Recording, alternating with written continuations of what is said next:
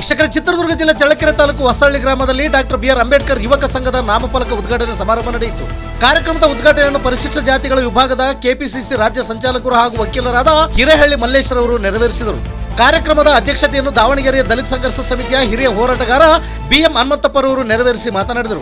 ಈ ಕಾರ್ಯಕ್ರಮದಲ್ಲಿ ಚಿತ್ರದುರ್ಗ ಜಿಲ್ಲೆಯ ಸಮಾಜ ಸೇವಕರು ಹಾಗೂ ಶ್ರೀ ಕಣಿವೆ ಮಾರಮ್ಮ ಸಂಘದ ಅಧ್ಯಕ್ಷರಾದ ಎಂ. ತಿಪ್ಪೇಸ್ವಾಮಿ ಹಾಗೂ ಚಳ್ಳಕೆರೆ ಸರ್ಕಾರಿ ಸಾರ್ವಜನಿಕ ಆಸ್ಪತ್ರೆ ಆರೋಗ್ಯ ಪರಿವೀಕ್ಷಣಾಧಿಕಾರಿಗಳಾದ ಕುಂದಾಪುರ ತಿಪ್ಪೇಸ್ವಾಮಿ, ನಾಯಕನಹಟ್ಟಿ ಬಿಜೆಪಿ ಮಂಡಲ ಅಧ್ಯಕ್ಷರಾದ ಚನ್ನಗರಳ್ಳಿ ಮಲ್ಲೇಶ್ ಹಾಗೂ ಡಾಕ್ಟರ್ ಬಿ.ಆರ್. ಅಂಬೇಡ್ಕರ್ ಅವರ ಕ್ರಾಂತಿ ಗೀತೆಗಳ ಮೂಲಕ ಹೋರಾಟಕ್ಕೆ ಮೆರುಗು ತಂದುಕೊಟ್ಟಂತಹ ಮುತ್ತುರಾಜ್, ಸುರೇಶ್, ಚಂದ್ರಣ್ಣ, ಹಿರೇಹಳ್ಳಿ ರಾಜಣ್ಣ, ಕೋಲಮಳ್ಳಿ ಬಸವರಾಜ್, ಹೊಸಳ್ಳಿ ಗ್ರಾಮದ ಗ್ರಾಮ ಪಂಚಾಯತಿ ಸದಸ್ಯರಾದ ರಾಮಣ್ಣ, ಗುಬ್ಬಿ ತಿಪ್ಪೇಸ್ವಾಮಿ, ದಾವಣಗೆರೆ ಬಸಣ್ಣ ಸೇರಿದಂತೆ ಗ್ರಾಮದ ಯುವಕರು, ಮಹಿಳೆಯರು ಉಪಸ್ಥಿತರಿದ್ದರು.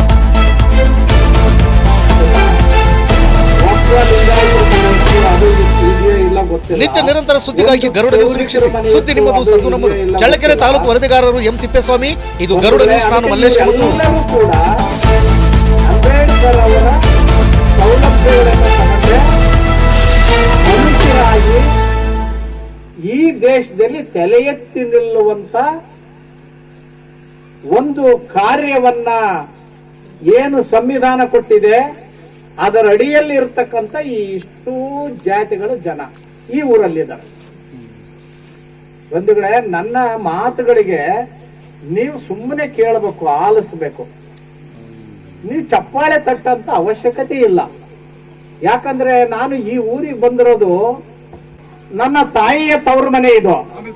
ಅದಕ್ಕಾಗಿ ನಾನು ಬಂಜಿಗೆರೆಯನ್ನ ಎಷ್ಟು ಪ್ರೀತಿ ಮಾಡ್ತೇನೋ ಅಷ್ಟೇ ಪ್ರೀತಿ ಈ ಹೊಸಳ್ಳಿಯನ್ನ ಪ್ರೀತಿ ಮಾಡ್ತೇನೆ. ನಾನು ಹೊಸಳ್ಳಿ ಇರುವಂತ ಎಲ್ಲ ಜನರನ್ನು ಕೂಡ ನಾನು ಪ್ರೀತಿ ಮಾಡ್ತೇನೆ. ಬಂಧುಗಳೇ, ಅದು ಈ ಗುಬ್ಬಿ ತಿಪ್ಪೇಸ್ವಾಮಿಗೆ ಚೆನ್ನಾಗಿ ಗೊತ್ತಿದೆ. ಗುಬ್ಬಿ ತಿಪ್ಪೇಸ್ವಾಮಿ ಅಂತವ್ರನ್ನ ಬಳಸ್ಕೊಂಡು ನೀವು